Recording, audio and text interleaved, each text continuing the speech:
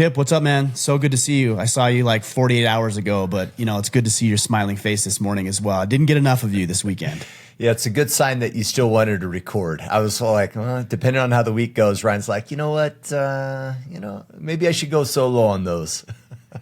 I actually learned something about you. Well, I guess I already knew. I did know this, but I saw it in action. You and I are so much alike, and it's funny to me. It was actually a little bit funny. I chuckled a couple of times because I would look around and I'm like, where's Kipp? I'm thinking, well, maybe he's on the boat. Maybe he's, having some lunch. Maybe he's taking a nap on a lawn chair. No, you were moving laundry machines around. You were fixing sprinklers. You were reprogramming door locks. I'm like, yep. This is why Kipp and I like each other so much, because taking a vacation is just not something that resonates with either of us. Yeah.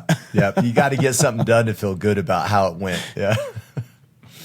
I mean, you were on it the entire time, but you did let loose a little bit, and we had a good time. The craziest thing is when my boys wanted me to jump on the tube with them, and I jump on the tube, and you're like, this is my moment to just get back at Mickler for all the bullshit I've had to deal with over the past several years. And you turned and whipped us around, and then I eventually fell off, and I was getting back on the thing, and you took off before I was even on the thing, and I backflipped over the back end of it right back into the water. I'm like, damn that Kipp. Yeah, that's my I usually do that whenever I'm pulling anybody on tubes. Is like once they have a hand onto the tube itself, I'm like, it's go time. Good luck getting on. Yeah. And you did a cool thing with my boys, my two oldest boys. You're like, all right, when I make this movement, this spinning movement, I want you guys to switch spots on the tube. And they did. They successfully pulled it off. I was impressed. Which is highly entertaining to watch. Oh, so good. So funny. But no, I appreciate you letting my family come up, and we had a really good time with you, man. So, yeah. Good. We're glad we with that made said, should we get into headlines today? Yeah, let's do it. You go. All right. So I was looking through some headlines, and I often do. I use this program. It's actually really cool. It's called Flipboard, I believe. Let's see, Flipboard. Have you heard of it? Yep. It's a cool program because you can basically customize the news that you want to receive. So some of the news things that I get are, let's see, there's like a daily, like a for you. So it's all cultivated towards you. Leadership, technology, business, conservative views, mindfulness. So I get a lot of different things. And I was going through some of these the other day about mindfulness, and I don't have a specific headline, but in it I was learned a little bit more about like vulnerability, opening up to your spouse. And I made this comment or this post on social media, and it enraged people. I was amazed. I didn't think it was controversial. Like I wasn't trying to rile people up. And basically what I said is this, let me just pull this up so I'm not just trying to remember here. I said, no woman wants a vulnerable man. They'll tell you they do, and they're very convincing, but they'll resent you the moment you show any sign of weakness, obviously. Be humble, be honest, but do not be vulnerable with the woman in your life. So, how can you be humble and honest without being vulnerable? Very simply, always present a solution or path forward, coupled with your humility and honesty. Anything less is complaining and reeks of weakness to her. And I put some context in the caption, but I did not know it would fire people up the way that it did. I actually didn't think it was all that controversial. I don't think the post itself is controversial. I think what was controversial to a lot of people is the use of their sacred word, vulnerability. Yeah. And that's where I think a lot of people took issue. And I don't even really want to address the subject itself. We can talk about that. You can jump on Instagram and we can discuss and debate. And we had some really good discussion about it. But it's amazing how quickly people will react versus respond when you use a word that they don't like. And they won't even dive into the context of what we're talking about. What was fascinating to me is that most of the comments that dissented from what I said, and that's fine, we all have agreements and disagreements, weren't actually really dissenting all that far away from what I was talking about with the context. It was that they took issue with my use of the word vulnerability. Yeah. And the reason I bring this up is that it leads to a greater discussion in society where I think we've really, really lost the ability to have deep and meaningful conversations because one party, whether it's me or another, gets so hung up on one word without really considering how is it that this person means that?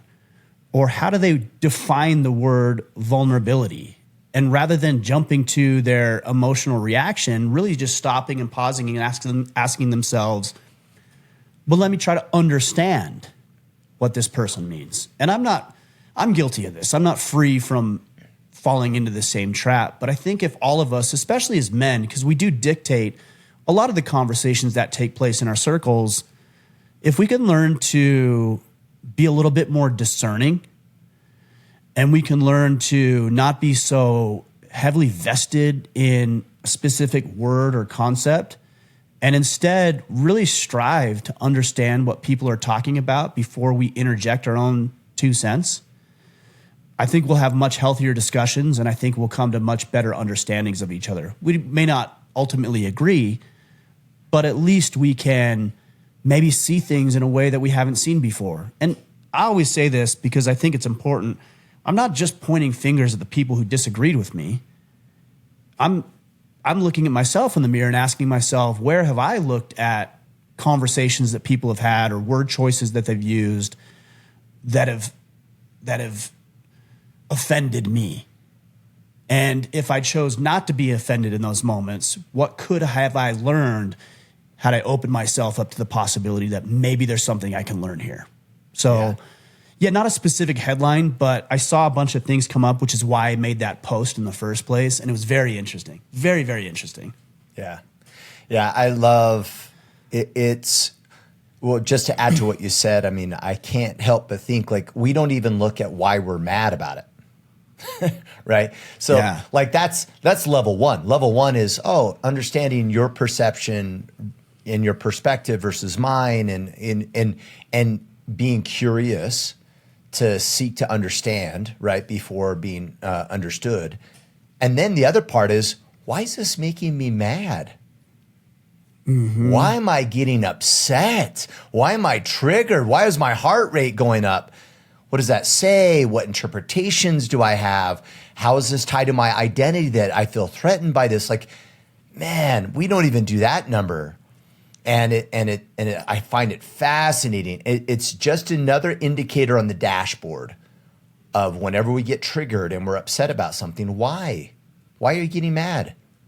And what does that say? And is that and should you or should you not? And should you pivot? And understand, even being empathetic and understanding yourself, let alone other people, is it's really interesting how we do things like that as humans, but yet we never ask that question. I think it's a good question.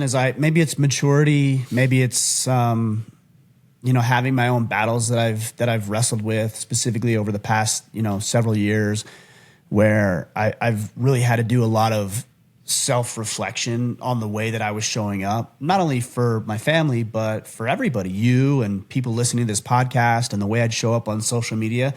And to be honest, I'm embarrassed. I'm embarrassed about the way that I showed up for my family. I'm embarrassed about the way that I even showed up here with you at times, or the way that I showed up for people on social media. And I noticed myself getting triggered a lot and, resorting to insulting and demeaning and demoralizing responses that had nothing to do with the actual discussion at hand. And I've really tried to become more aware of that. I'm not perfect at it. I think I'm doing a lot better. You guys correct me if I'm wrong. But what's worked for me is when I notice my blood boiling and the temperature is getting a little hotter, is just not responding at all. Not reacting, maybe even asking a question as opposed to making an assertion or an assumption. Assumptions have got me into a lot of trouble. So really working on being conscious of how I respond to people in a way that fosters discussion and dialogue, not tampers it and cuts it off at the knees. Yeah. So, I mean, in the spirit of this past week being Independence Day, I was talking with the kids a little bit about our founding fathers and who they were. And I didn't realize how young they were. So let's go off the list here. So on July 4th, 1776, here are the ages of our founding fathers. James Monroe, 18. Aaron Burr, 20. Alexander Hamilton, 21. James Madison, 25. Thomas Jefferson, 33. John Adams, 40. And George Washington, 44. And I can't help but think, I don't think people at that age have the same mindset or even close to what these gentlemen were at those ages. And I've heard this all my life, and Ryan, I'm sure you've heard this, right? Kind of this sentiment of like, don't grow up too quick, and take your time, and figure your stuff out, and like almost like we encourage our children or our young adults not to grow up too quickly. And maybe perhaps said another way, don't be about something too quickly. And maybe we have that wrong. Just maybe we should say, you know what? Live a life of fulfillment and purpose and meaning as soon as possible. And if I had to put a pin on what these guys did, it was living a life of purpose. Look at what they were fighting for at that age. Awesome. And I think as I reflect, I'm thinking, man, I need to be about something way more than I even am now. And we shouldn't be waiting to get older to be showing up powerfully, because here's a great example of 7 men that were showing up in a very serious way and fighting a serious battle. And they were young, in my opinion. So it's crazy. It is crazy. I didn't even know. I knew they were young, but I didn't know 18 years old. I was looking it up as you were saying that. Nathan Hale, who's largely considered America's first spy, was 21 when he died. He's the gentleman who is credited with saying, "I regret, but I have one life to lose for my country." 21 years old. Look at what 21-year-olds are doing now. Look at what we were doing as 21. Look what I'm doing now as a 43-year-old. Totally. I should be George freaking Washington, and I got 1 year to accomplish what he accomplished by the time he was 44 years old. Yeah, and I'm already too late. Yeah.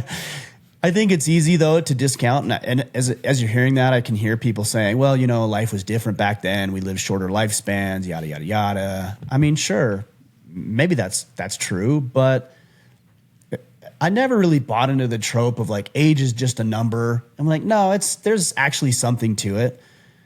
Yeah. Because I know that there's, like, generally speaking, an 18-year-old is going to be more immature than a 45-year-old, right? But I also know as you get older, my body's not as quick as it used to be. It doesn't recover as fast. We were on that too, and I'm like, give me this hurt. This is miserable. 20 years ago, I would have never in a million years have said that, So there are real things that are happening physiologically to our bodies where age is not just a number, but also you get to decide. There's a guy by the name of Mark Sisson, or Sisson is how you say it. He's a health guy. Dude, I saw a picture of him. He's like 10, he's lean, he's shredded, he's got abs.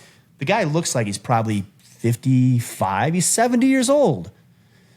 It's like, what are we doing with our lives? And are we squandering our lives on stupid, insignificant, trivial bullshit? Or are we actually engaged in meaningful things? This goes back actually to that conversation that I had yesterday about vulnerability. A couple of people said, this bullshit, what you're saying is the reason men are killing themselves. Like, wait, you're saying the reason men are depressed and killing themselves is because I'm encouraging them to have a plan of action when they talk with their wives about their problems, not just complain and gripe? Like, that's what you're saying? Because I think the real issue of men killing themselves is lack of purpose and meaning. And also not a lack of opening up to their wives, but a loneliness epidemic with other male friends. So if you can enlist, this is my theory on it, if you can enlist other men into something meaningful and purpose-driven, I think that will tamp down a lot of depression you're dealing with. and the anxiety and the stress and everything else of life. It has nothing to do with whether or not you talk to your wife about how you're feeling. Well, and another way, just another way of saying what you said in that post is it's the difference of having a victim mindset. And someone with a victim mindset lacks hope because it's outside their control and they're not acting on it. The number one thing if you're in a victim mindset and you feel like a victim and you feel hopeless, guess what the number one thing is to do to change that? Act on it. Actually do something about it. Have a plan. The minute you have a plan, you step into the path of empowerment. It's fascinating. Now, that step is hard for some, depending on where we're at, but that's how you move from hopelessness, is actually dealing in reality and going, here's what's on the table. Now, what am I going to do about it? And take action. That's how you move beyond that. And that's what you're saying. The only part of that I take a little issue with, and I want to hear what you have to say about this. I'm actually kind of tired of hearing people say it's hard for things that aren't hard. Yeah. And like we do that. Well, it's like, oh, going to the gym is hard. No, it's not. It's not hard. Like, you just set your alarm and you make a decision, and then in the morning, and it's going to be hard in the morning, but you just make a decision and you get up and you get out of your climate controlled bed, your bed that might even adjust to your like height and in your sleep temperature. And then you put your clothes on. You didn't have to like go shear a sheep. You put your clothes on that some poor kid in China made for you. Okay. And then you put your shoes on, and then you walk out to your truck in a climate controlled vehicle, and it drives you from your house 3 to 5 to 10 miles away to the gym in a matter of minutes. And then you go into this climate controlled building. You see what I'm saying? Like, we've normalized this concept of things being harder than they actually are. And I think if we had some perspective on it and said, this is not hard. This is the expectation. This is the standard. This is the baseline. I wonder if more people would be willing to do it if they got over this concept of it being hard all the time. Well, and maybe another way to look at it, and I totally agree with you, is that some things are hard. Like, get over it. Yeah, good point. Like, that's the other thing. We need to normalize that growth is on the backside of difficulty. Like, we were talking about this, or I was talking about it with someone, is in my mind, I was like, how do I have some leadership guides around having difficult conversations? And my mindset was, how do I make it easy to do? And I came to the conclusion a couple weeks ago of, actually, it's never going to be easy. You need to be courageous and stop making things wrong just because they may be difficult. And that's part of the problem, because we live in a world that it's like, well, nothing should be difficult. Oh, marriage shouldn't be difficult. Going to the gym shouldn't be difficult. None of these things should be difficult. Says who? And ironically enough, we all know that on the backside of difficulty is always growth. But yet we want to grow, but not at the expense of having to do anything courageous or difficult. Yeah, definitely. I'm pulling up a couple of quotes here that always stand out to me. Here's two. So this is from Bruce Lee. He says, "Do not pray for an easy life. Pray for the strength to endure a difficult one." John F. Kennedy says, "Do not pray for easy lives. Pray to be stronger men." Like, life's not supposed to be easy. We can enjoy the comforts of modern times, and I do. Don't get me wrong, I do. But also, be careful, because that's a trap. It really is a trap that we need to avoid and be very, very cautious of stepping into. Yeah, totally. Okay, we're going to jump to, we got some good ones, man. In fact, some good ones that I even flagged certain ones because we had quite a bit from Instagram. To follow Mr. Mickler on Instagram, that's at Ryan Mickler, both for X and Instagram. Skylar by Tendorp, best habits for men to form in marriage. I'm getting married in a few weeks, and I want to be the best husband I can be. Best habits for men to form in marriage. These kind of questions are, frankly, they're a little hard for me because if I went through a divorce 2 years ago. So anything that I say, it would be easy to say, well, you went through a divorce. What do you know? Well, I do know. I know it worked because I was married for 18 years, and I know it doesn't work. So yeah.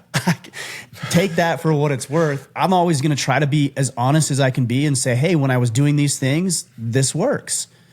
And when I stop doing these things, this doesn't work. So I would say habits to eliminate first and foremost, any vices that you may have.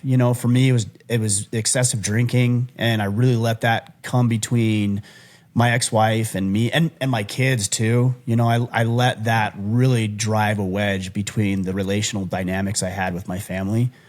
And I regret that, but it is what it is. And I've learned from those things, and I'm trying to rebuild relationships specifically with my kids that I drove the wedge in between.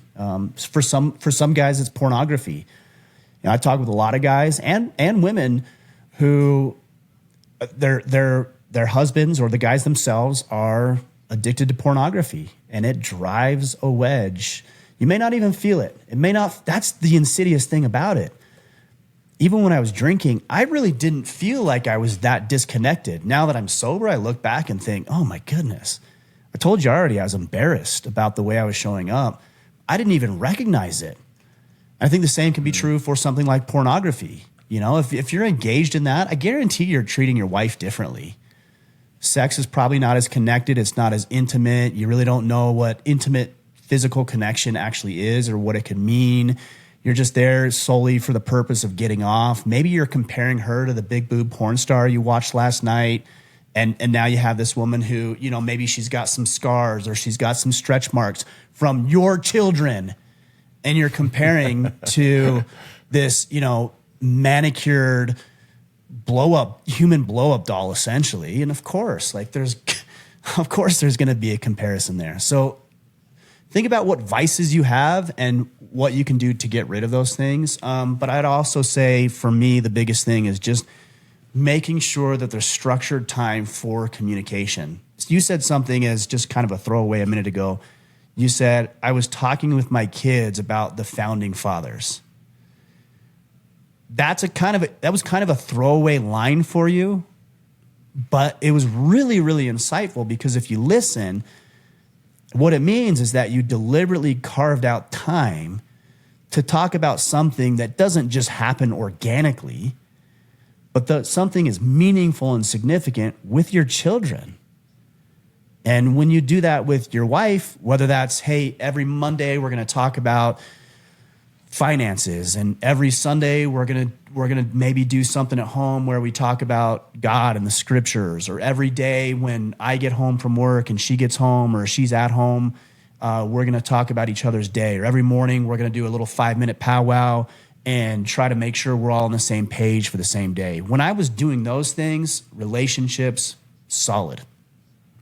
The minute you stop talking, assumptions come into play, guesswork, distraction, temptation, all the things that will divide you and separate you from your spouse rather than draw you closer together. Just making some notes. That's good. The three things, when I think about just my marriage and the things, I'll be honest, that are areas that I struggle with, that I know if they were habits, we'd be better off. Yeah, but we they're know, difficult. Right? Yeah, some of these are still difficult for me. And the top one on my list is fully expressed. If I have an upset, I gotta talk about it. And I want to clarify, it's not a, hey, I need you to change something. It might be a request, but it also might just be telling her, hey, when this happened, it really made me upset or whatever. We literally had something 2 weeks ago, something came up, and out of respect to my wife, I'm not going to share it, but it really bothered me, really bothered me. And I thought about this. I'm I got to say something, because otherwise it's just going to show up how in my behavior. I'm going to wear it on my shoulders. I'm going to withdraw. I'm going to stonewall other things. And so while we're driving, I'm hey, really want to have a conversation with you about something somewhat difficult. And I would just want to share how I feel. I don't even know what to do with it or if I even have a request out of it, but I want you to know that this bothered me, right? In a kind of a weird way, and I just want to put it out there. And I don't have no action items, to be frank, but I just want to tell you. I expressed that. She's like, oh, provided a little bit of clarity. I felt 100% better. No change required. It was fascinating how just being expressed is so valuable, because now she understands, and I feel understood a little bit. And I didn't stonewall. I didn't withhold communication, or I wasn't upset with her or anything, just because I was able to talk through it with her. And so being fully expressed is super critical to me. Second, I would say celebrate the differences. I got this from you, Ryan, and Asia and I, we have grown in a very great way from this perspective. We used to not parent the same way, and we used to make it bad. Like, oh, we need to be the same type of parent. And we eventually learned, we're not. I'm the dad, she's the mom. She's really great in certain areas, I'm really great in other areas, and we need to celebrate the differences that we bring to the table. The firmness that I bring to the table is great for our kids. The extra emotional empathy that she brings to the table is great for our kids. And we need to not demonize each other and our unique differences in the feminine and masculine. And then the last I'd say, and which I kind of got from you a little bit, is keep learning. You know, when I think about some of the best times that we're aligned, it's when we're communicating a lot. Now, the tough part is the margin to communicate a lot. And I think it was about last year, Asia was preparing for a marathon. And so she asked if I'd run with her in the evenings as she prepared. That was probably the best alignment that we had, because we just talked the whole time we were running about all kinds of things. We'd ask, not scripted, we didn't have an agenda, but we talked about our day. We talked about things that made us frustrated. We just asked questions, talked about a book we're reading, and we were just in a better position just because we had that margin of communication. You guys are in way better shape than I am. You're talking while you're running. I'm like, I don't know how you do that, because there's no talking. There's only breathing when I'm running. Well, this was last year, but yeah. That's funny. A couple of things, if I can just kind of riff on what you said very briefly. You talked about fully expressed. Again, that goes back to vulnerability. Some guys might say that's vulnerability. I don't think that's vulnerability. I think it's just honesty and humility. Like, you're not there babbling. You're not there being weak. You're not there saying that you're inferior or this is an issue for you. Or, like, you fully acknowledge that, hey, this is something that is important to me, something that was a concern of mine. Again, I don't know what it is, but you didn't. The way you approached it made it a masculine approach. And I think that's one of the issues that I take, is that on one end of the extreme, when I say don't be vulnerable, some person might think I'm saying be emotionally closed off. I'm not saying that at all. And then on the opposite end of the spectrum, somebody might say, well, that means I just need to blabber and cry and bitch and moan and dump everything on my wife's lap. Well, no. Like, the way you share matters. If you went to her with tears in your eyes, I was offended and hurt and frustrated, you treat me like that, of course she's going to look less favorably at you. But you said, hey, babe, like, I need to talk with you. This is what I interpreted. This is how it came across. This is how I felt. What's up? And you gave her the space to share what she needed to share. There's nothing weak about that. Yeah, it's better. And then the other thing you said, and this is really important and something I'm learning with the relationship I have with my girlfriend, is you said celebrate the differences, but I wanted to kind of deviate just a little bit from that. One thing I'm learning, because I've seen this in previous relationships that I've had, is that I pick and choose the things that I like.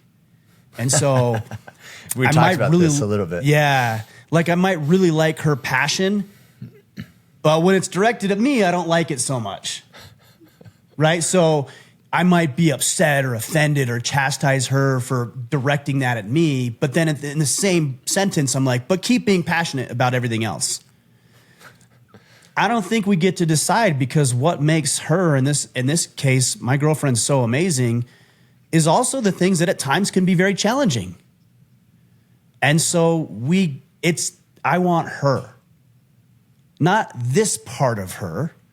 I want all of it, even when it's directed at me. It's not always enjoyable, but I want all of it because I realize that the things that make it challenging at times are also the things I really, really admire her and respect. And I think for the first time, maybe in my life, I've come to a place where I just accept you for how you are. I don't need to change you.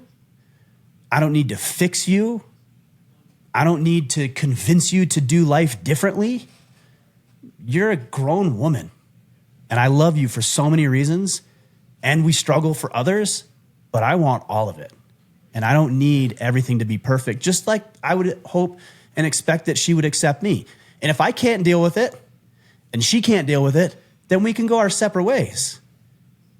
But I'm not here to fix or change or correct or modify you. I love you just the way you are. And that's been a really powerful place for me to get to. Yeah. Oh, it's so powerful. Well, and it allows agency and freedom in how they show up, right? Without this pretense of, eggshells and yuckiness that comes with the judgments. That's great, man. All right, Max, Noreen, how do you go about rebuilding yourself? How do you incorporate better habits and eliminate the bad ones? I feel like I'm making major progress compared to last year, but I want to do more and bring more value to the world. So rebuilding yourself is so broad. And what I've seen a lot of times when guys come into the Iron Council, for example, that's our exclusive brotherhood, is they come in and they want to fix everything about themselves. And you and I over the weekend, you've got this beautiful property on the lake and you've got this beautiful home that you built. And right next to it, you've got this garage that was clearly there before. You didn't build that. It's clearly there before. Yeah. And it needs some work, all right? It needs a little work. It needs a little love. But the bones are good. So we were talking about it. We went in there and you're like, hey, I'm going to rip this siding off. We're going to put paneling on like the house so it matches. We're going to redo the roof, clean up the inside, maybe put a garage door, et cetera, et cetera, et cetera. But when you are considering rebuilding that or repairing that, you're figuring out what exactly needs to be repaired. You're not tearing the thing down and starting from scratch. You're like, no, the bones are good. The framing's good. The slab, the concrete, the foundation, that's good. I just need to change a few things here and there. And so you specifically focused on what needed to be changed. And that's what I would suggest to this person. You don't need to fix everything. You need to figure out what you need to fix first. So maybe you look in the mirror and you're not real happy with how you are because you're 60 pounds overweight. Okay, well, that's something you can focus on. Or maybe you feel so disconnected from God and you're like wondering what your purpose on life on this earth is, and there's no meaning or significance in your life. Maybe you ought to pick up the Bible. Or maybe you're in a relationship and you love this woman and it's pretty good, but like 30% of the time you guys hate each other and there's arguing and there's bickering and there's nastiness between you. Okay, well, then you need to work on your ability to communicate more effectively so you guys can have civil discourse and get through these issues. Or maybe you pull up your bank account and you're afraid to pull up your bank account because you know it's in the negative, or you're afraid to open your mailbox because you know you're going to be met with 17 bills. Okay, then you need to focus on how do I learn basic budgeting, paying off debt, restructuring, tax strategies, investing, getting a promotion, getting a raise, et cetera, et cetera, et cetera. So the first step to quote unquote rebuilding yourself is to really be honest about where you're deficient. And once you are really honest about that, then you can start to focus on what needs to happen first. The beauty of this is every example I just gave you will relate to the others. I guarantee you, if you're 60 pounds overweight, because that's the example I used, and you start going to the gym every day and you dial in that nutrition, I guarantee your relationship is going to get better. I guarantee your finances are going to get better. I guarantee you're going to have a better emotional and spiritual connection with God. If you start to get that spiritual side better and you start formulating a connection with God and realizing that you have a purpose on this earth, I guarantee you're going to start leading your family better. I guarantee you're going to look at finances and say, hey, I need to be prudent over this because God has given it to me and it's my responsibility to do what's right with it. Or that he's blessed me with this incredible body, and so I need to treat my body correctly because it's a gift from God. So wherever you plug into this equation, it's going to get better. But the first step is always to be honest and truthful about what your deficiencies are and then focus on those things. I love it. I had this conversation with, I think it was with Asia actually last week, where most transformation for people, kind of like that moment of shift, is moving from or moving into ownership of their life. It's always kind of like anyone that you've ever talked to, like read a book, Goggins, your story, my story. Most people, the shift was that they were living a life waiting and hoping for someone else to save them. They had excuses for how their life was. They were allocating blame to someone else, and they weren't dealing in reality. And the moment of switch was, and this is the key, was this is my creation. I am where I am because of me. I'm out of shape because of me, not because of how I was raised. I'm not going to hold on to that excuse anymore. You're not I'm not going to big-boned. allocate that blame anymore. My marriage is in shambles because of me, because of how I showed up. It's not my wife's fault anymore. It's not my parents' fault that I never got a higher education. They've let go of the blame and they've taken responsibility for their lives, and then they take the action to make something happen.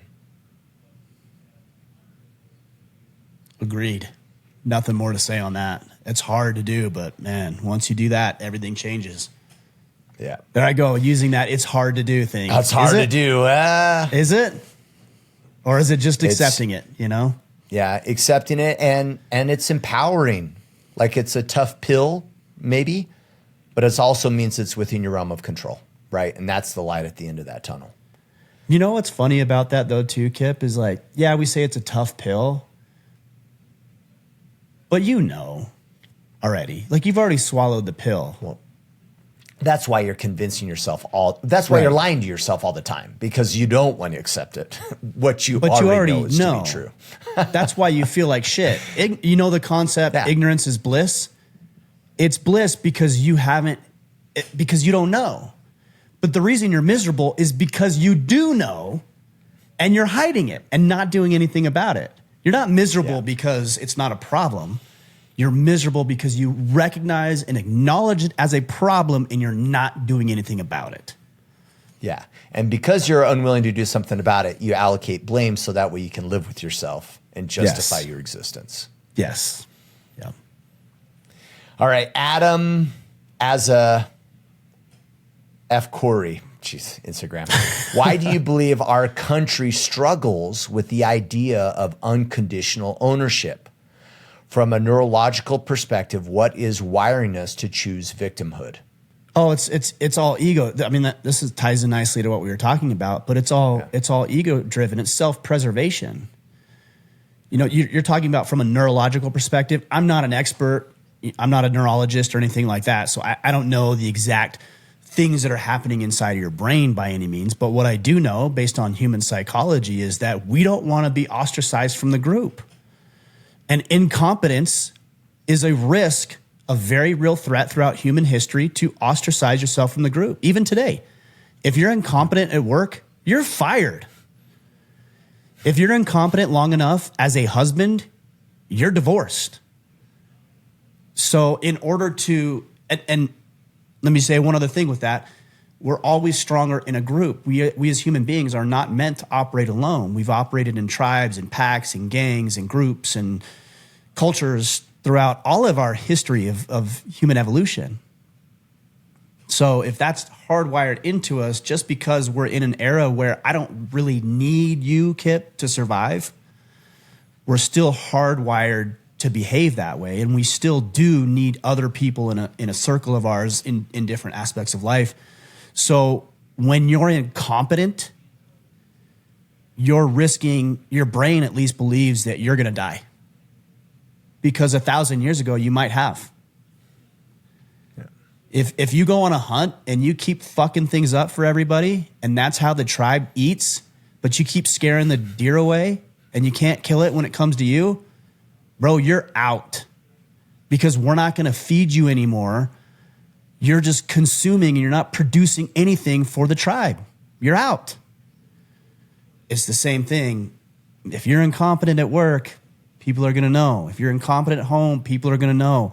And you don't want that to happen, so you create stories and lies and rationalizations and justifications, and you market all of that, not only to yourself, but to other people to convince them that you're still a valuable member of the tribe, when you might know deep down inside, you're probably not as valuable as you think you could be.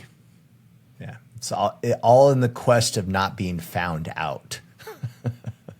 Of course, because you don't want to be removed from society or die. It's crazy. Yeah. And then just think of all the scenarios by which that shows up. Like as a husband, as a student, a kid that doesn't understand something, a subject in a classroom, and you don't raise your hand because you don't want to look like you don't know the answer when you think you should, or or going along with social pressure, political viewpoints, and well, I better wear a mask if everyone else is, right? Like that is so, like it was once told to me that human condition is focus 100% of the time of the avoidance of looking bad and making sure you look good. You wake up in the morning, you drive what you drive, you dress like you dress, you say what you say, all in the spirit of looking good or the avoidance of looking bad. And I love the context, so you can quote unquote survive within the tribes and the communities that you belong to. And that's literally what it comes down to. You know what's interesting about this though is, and I agree with that, looking good, not looking bad, again, to go back to the tribes of ancient civilizations. But the risk of you being ostracized 1,000 years ago or 2,000 years ago or 10,000 years ago was significant. Yeah.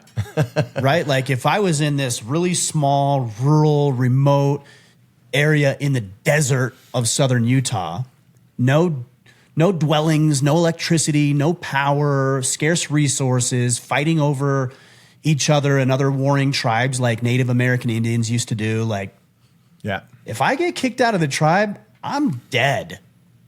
Like you have to survive now, not like, well, they'll give me some grace for 6 months, right? Like that wasn't an option. Or am I going to go to another tribe? No, you're not. You're dead. But in modern times, there's a tribe for everything. Yeah. That's actually a really nice thing, because now you can be a freak, the weirdest freak, the weirdos, like the weirdest person you could ever be, and there's somebody just like you. So just keep sharing what's on your mind. Say the things that you want to say. Do the things that you want to do. As long as it doesn't impact other people, live your life. There is a tribe built around some of the weirdest, most obscure things you could possibly think of. And that might be something you're into. There's other people that are into that as well. So that empowers me, because now I've given myself permission to say things that I want to say, that I believe, that maybe before I thought, well, if I say this, people aren't going to like it. You're damn right people aren't going to like it.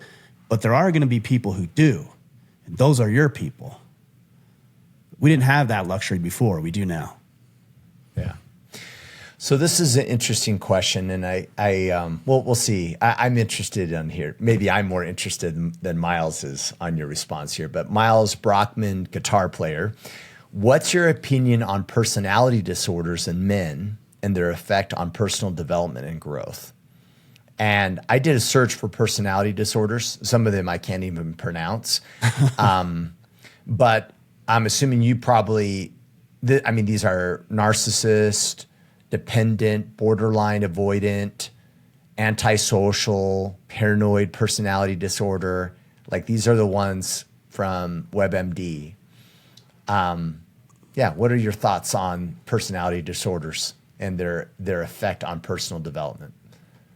I will say this. I'm not a psychologist. I'm not a therapist. So I don't know clinically, but I will admit, disclaimer. Yeah. Right. But I'll admit, like, I recognize that there are things such as personality disorders that are clinically diagnosed, that there's a real issue here. But I think probably 99% of what we consider a personality disorder is nothing more than your behavior conditioned and programmed on your life. Like narcissist is one you hear all the time. Oh, that guy's a narcissist. Why? Because he's selfish? Well, then you're a narcissist too. Like we're all selfish. Right? What were some of the others? Totally. Avoidant personality disorder. Yeah, let's take that one. Let's take avoidant. So what? You have an avoidant personality disorder because your dad beat you or you watched your mom and dad fight, throughout your childhood, verbal, emotional, physical abuse, and now you're concerned about getting married, so you have a disorder? No, it's just part of the human condition. Yeah. So I think there are things that are a real problem that are clinically diagnosed, and I think you need to be really careful of labeling yourself. Here's one. This isn't a disorder, but here's what I hear all the time. Well, I'm never going to get that promotion or meet. Oh, here's one. I'm never going to meet a woman because I'm introverted. No, you're never going to meet a woman because you're telling yourself you're introverted and giving yourself permission not to go talk with women. It has nothing to do with whether or not you feel comfortable doing it. No man feels comfortable approaching an attractive woman. Some men do it anyways. So the more that you label yourself, and we do this all the time, we start throwing labels on ourselves. Well, I can't do it because I'm introverted. Well, that guy's a narcissist. Well, I'm an avoidant personality. Well, I'm anxious. Well, I'm this. Well, I'm that. And this and that. Blah, blah. I don't care about your bullshit. Stop telling yourself that. If instead of saying, well, I'm introverted, say, hey, I'm uncomfortable talking with people, but I do it anyways because I realize the importance of finding good people in my corner. That's how I am. I'm not totally comfortable being in public spaces with a bunch of random people. It's not actually even something I really enjoy. It drains me, but I do it anyways because it's part of my mission. I realize that it's important to do. So stop putting the labels on yourself and start doing something, like use language that's empowering. Well, I'm not a great public speaker. I'm not supposed to be. You're not supposed to be either. Like you're just uncomfortable talking in front of people. So instead of that, say, hey, I'm really uncomfortable because I care about the way people perceive me. And therefore I'm really going to prepare for this meeting and be prepared to deliver an important topic to these people. I don't like the labels. Again, disclaimer, there's probably some people, a select percentage, who deal with real mental issues that need to be addressed. But the overwhelming majority of it is just a label that somebody else attached to you and gave you. It's like the little permission slip. Like maybe your parents treated you a certain way and they said, well, you're different. It's okay. And they gave you a permission slip to be an asshole or to be a loser. Like, get over it and start living the life that you want in spite of the discomfort of life that everybody else on the planet deals with. Totally. Nothing to say, man. I totally agree. We have to be careful that it doesn't serve you. And while we're at it, right, be careful what labels you put on your kids because we do the same thing to them. As an example, I remember you met Kulani, this weekend. When she was little, she wouldn't crawl. She did this butt scoot thing with her arms and she would just crab. It was really weird. It looked like a dog that had tapeworms rubbing their butt. Wiping its ass on the carpet. Yeah. So she would just do that everywhere. She wouldn't crawl and she would growl at you. You're like, oh, cute baby. And she'd be like, and I'm like, dang, So we called her Monster. We're like, she's a little monster. And we'd say it tongue in cheek. And I remember Asia and I eventually at one point said, we should probably stop saying that. Even though it's true. because once she starts understanding, I don't want her to think that we see her as that label, even though we did, because I don't want her to internalize it and then say, oh, well, this is how I am. This is how I show up. And so we intentionally like, oh, it's our sweet little girl, tongue in cheek, kind of joking, even though she acted like a little monster, just to make sure that the label was the label we wanted, right? Yeah. Not something that was disempowering. So be careful what labels we give our kids. People love it. I watched this video today on Instagram. There was this woman, she's 6'5", and she's a lesbian. And I had to hear her say over and over again, I had to hear how many times she wanted to tell everybody she was a lesbian. I'm like, I don't care. Like, that's what defines you? Like, cool. You like women. Great. Like, is there anything else that you can offer us here? But we get so wrapped up in these labels. The other thing that we do, Kipp, is we don't just label ourselves and other people. We label concepts. So let me explain what I mean. So the kids the other day said that they wanted something. And I said, oh, no, we're not getting that. That's too expensive. Is it? Who says it's too expensive? And when I say it's too expensive, what I caught myself in the moment. And I'm like, wait, what am I teaching my kids? That some things are out of reach. Yeah. Well, it's not out of reach. Now, can I afford it today? No. I can't even remember what it was. I can't afford that today. But that's a better thing to say. Like, hey, that's a cool goal. I can't afford it. Maybe we can figure out how to work towards it. Yeah. That's better than saying it's too expensive. That might be as well, right? Yeah. So we got to be careful with the verbiage we're using for ourselves, but also for little hearing ears of our children. Yeah, I love it. All right. M. Trice 86. As someone who is a military spouse, I've had to take on the role of a part-time stay-at-home dad. I'm thankful I get to be able to take care of my son, which is 6 months, and my daughter that is 8 years, while my wife works extremely hard for this country. Even though I also work limited hours, I find myself wanting to do more for myself and my family by branching out of my comfort zone for hobbies and side hustles, but not at the expense of burdening my family financially. It just seems too difficult narrowing down to what to do.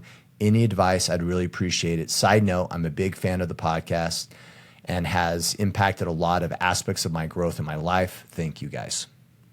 I don't understand. Maybe you can help me clarify if you know. I don't understand how picking up some extra work by turning a hobby into a business, that's kind of what I'm gathering here. Picking up something to turn it into a little money-generating stuff. Well, I mean, he said hobbies / side hustles. So maybe he wants to take on hobbies and those would cost money, but they may not necessarily be a side hustle. So, or the side hustle doesn't work. I'm having a hard time with this. I mean, so you don't think you can have hobbies because you stay at home? I mean, maybe you're not in the financial position to, travel the world. And maybe you want to be a world traveler. Like maybe that's not in your cards right now, but you can't sign up for $100 jujitsu class. No judgment. I'm curious. Yeah. And look, one of the quotes that comes to mind is, you can do anything, you just can't do everything.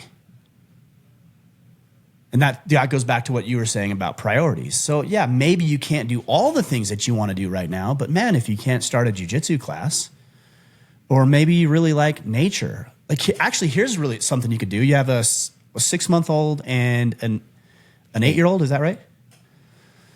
Let's say you really like taking pictures. Okay, so go save some money if you need to. Go buy a $500-$600 camera and buy a little pack that you can put on your chest or on your back for your 6-month-old. Your 8-year-old's old enough, and start hiking around the area. And now you're going to take pictures. Or maybe you can take pictures of your kids because you want to start a photography business, and then you start marketing on a website, which is so easy to do these days. You can go to Squarespace and build one for almost nothing, and it'll take you maybe an hour. and build a photography portfolio and say, hey, I'm doing some newborns right now, or I'm doing back to school pictures because we're coming close to back to school now, or I do landscape pictures or photography or whatever. Like, I think there's a lot of things you can do here if you can be creative and you can get your kids involved in the process. I know it's hard with a 6-month-old, but an 8-year-old, you can start introducing him or her, I can't remember if it's a boy or a girl, him or her to some of this as well. It'd be good for them. Yeah. But I don't think it would burden the family. I think the biggest thing here is talk with your wife. Because I would be willing to bet your wife would be supportive of you having hobbies that you're interested in. I'd be willing to bet that she's supportive of you starting a little side project. And the barrier to entry, man, when I started this podcast, and we've made millions and millions of dollars over this 10-year time frame, 8-9 years, somewhere in there.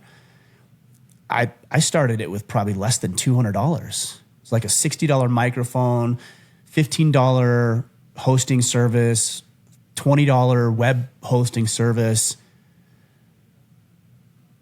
And that's it. And then social media, which was free. So it cost us less than $100 to get this thing off the ground. And then the barrier to entry is just non-existent.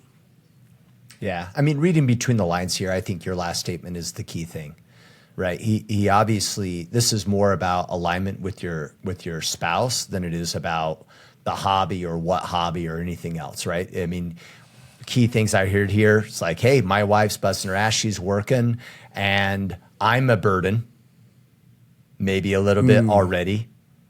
And then if I go have fun and build up hobbies, am I more of a burden?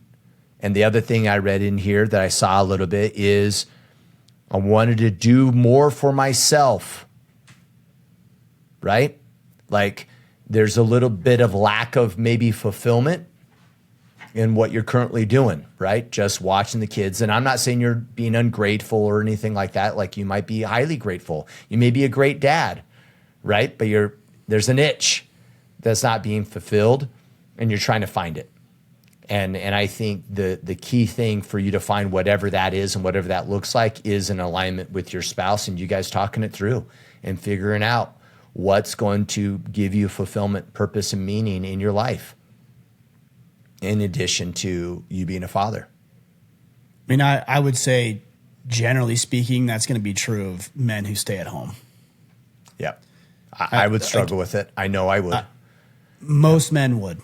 It's just, it's not part of our biological makeup. Like we're not the nurturers. We don't have those maternal instincts the same way mothers do. I think generally we don't find as much fulfillment in raising children as we do going out into the world and making money and bringing home the bacon, so to speak. I'm not saying what you're doing is wrong. I'm not even upset. If it works for your situation, by all means. But I don't think what you're experiencing is abnormal for any guy who stays at home. But like I said, I think your wife is probably willing to discuss this with you and she wants you to be happy. And I also think there's some things that you can do very creatively that will allow you some fulfillment, but not detract from the household finances or from your role as a part-time stay-at-home dad. You know, if it's talking about the gym, get your ass up before everybody else gets up. Well, but then I won't get as much sleep. Yeah. Bingo. So what's more important, your sleep or your workout? You get to pick. And that goes back to what I said. You can have anything. You just can't have everything. Yeah. Love it. All right. A couple more? Yeah, let's do it. All right. Corey Castello, as it pertains to man's responsibility in discerning absolute truth, what is or the fundamental basis of truth he must recognize before building upon it and leading others to their discernment? He's asking, what is the origin of truth, is what I'm gathering. Fundamental basis of truth. God. Yeah. Now, a lot of the principles can be described even scientifically, not all of them. Well, even look at scientifically how truth has changed. I mean, you don't have to go back far in history of what we said was one thing, and then later on, 50 years later, scientists are like, oh, actually, our bad, slightly different, right? Yeah, but that's not truth then. Yeah, that's what I'm saying. Like things that we say are true, But again, that is not truth. That's just our current understanding of it. Yeah. So we say, oh, it's true that the sun and the planets revolve around the earth. That's what humans used to believe. Well, we said that was true, but clearly it wasn't true. So I think we have to be careful of saying what is true and what isn't. But I think the source of absolute truth comes from an unwavering place. It's by its very definition unwavering. It just is, and that's God. Yeah. So our understanding of him and our understanding of science and technology and mathematics and our comprehension of some of these principles will change from time to time. I think we need to be open and receptive to that. But absolute truth comes from God. And if you don't believe me, that's okay. You need to figure out where it comes from for you. I don't believe in moral relativism. It just is. Like I know that there's gray areas. I know that there's exceptions. I know that there's bending the rules, but there's no moral relativism. Like it just is, and it's unwavering. And that gives me faith, and that gives me hope, and that gives me confidence to move forward in my life. And I know when I'm messing up because I'm basing it against what I believe to be absolute truth, which is derived from God. If you don't believe that, find out what it is for you, because your life's going to be a whole heck of a lot easier when you're operating around a set of principles that you believe are unwavering. Even when you mess up, you can acknowledge, hey, you know what? I screwed up because I went against this principle, and so now I need to rectify and correct, or repent if we want to look at it from a religious perspective. Yeah. Do you feel like realizing or promoting the idea, like let's think about just being fathers and teaching our children that most things that we deem as truths aren't, they're just interpretations, and people see, and really doubling down on that concept is a benefit to their development as individuals. I probably do that too much.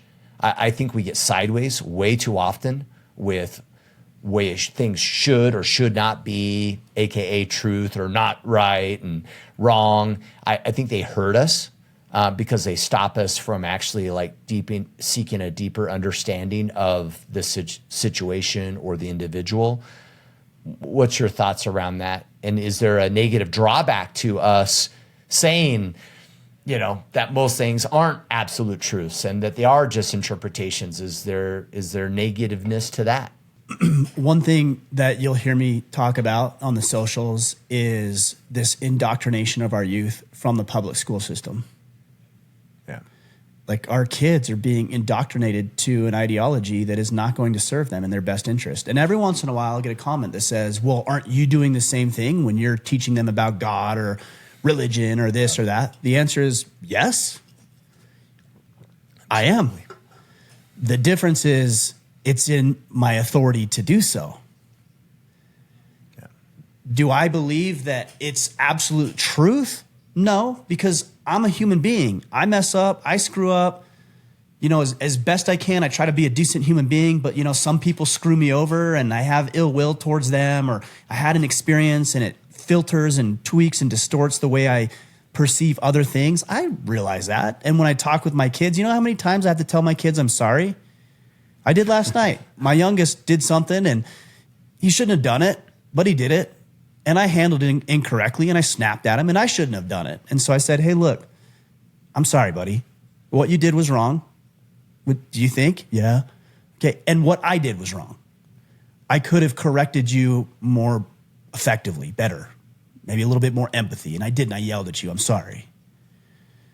So, yeah, I don't think the way I parent is the absolute truth. Somebody the other day said, I posted something and said, well, this is just an opinion.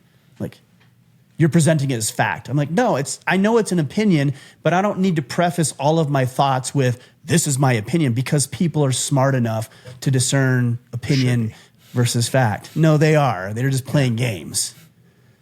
Yeah. They're playing dumb. People do that on social media all the time.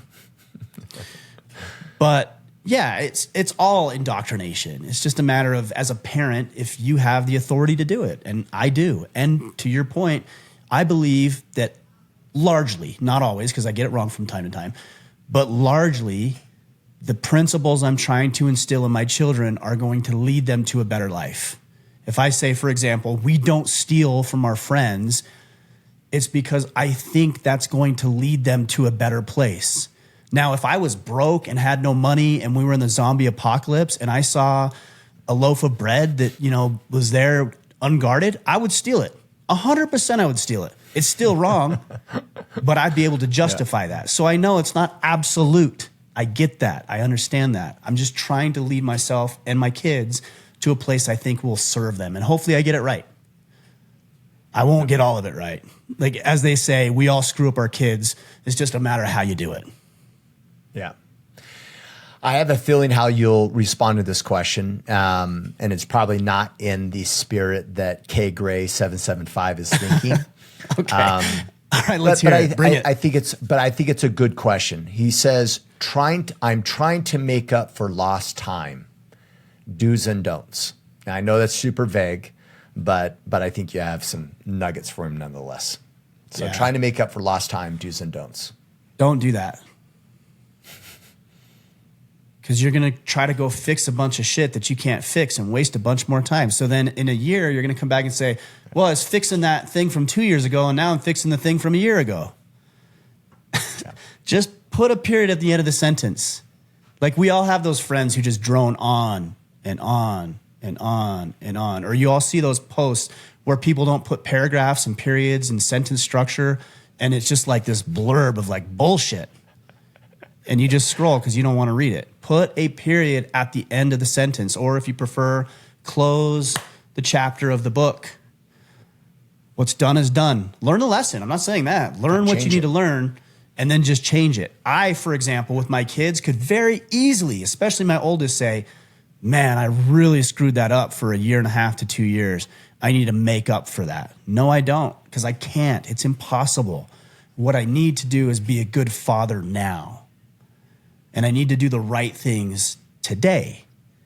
And I need to show him. I'm going to get emotional because the other day, him and I had a conversation. And I'll paraphrase, but essentially he said, Dad, I've seen you change a lot. And I know that you're not perfect. And sometimes you default back to the old way of being, but I see the work that you're doing. And you're better than you were before. And that's all you can do. All I can do is say sorry, and I have, but I don't keep apologizing to my children. I said sorry. There's nothing else I need to say. If I was sincere in my apology, then there's no other apology necessary. Hey, here's what happened. I acknowledge it. I apologize. I'm sorry. I'm going to do better moving forward. And then do it. And that's it. And then just let that chapter be closed. It's fine. It's good. It's okay. You'll be better off in the long run. And there'll be so many amazing blessings that come into your life when you do. Divorce is a great example. I'm actually in the process of putting together a course for men who are divorced. It's called Divorce, Not Death. And we're going to talk a lot about some of these issues. My life is better. I'm not saying that I would have wanted to go through that divorce.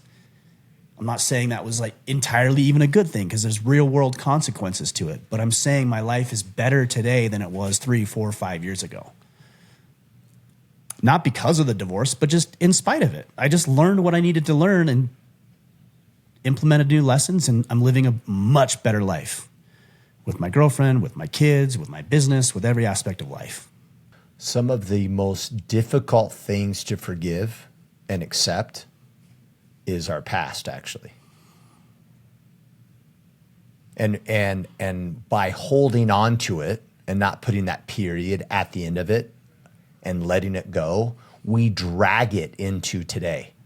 We drag it into tomorrow. And instead of being fully present and showing up powerfully, we're like on this quest of not letting it go, and it will show up. It really will. And I believe this so seriously. Like it is so critical that we learn to forgive and accept the past for what it is. And we can't change it. And there's a lot of power in just letting that go and living into the present. And you won't, and we won't, if we don't learn to let it go somehow. And you'll drag it along, and it comes with the baggage of what it means and the stories and all those other things when we're not putting the period at the end of that sentence, right? And letting it play into today and tomorrow.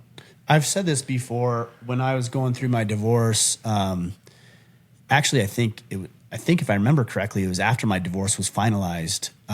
My ex-wife said something to me, and it was very painful.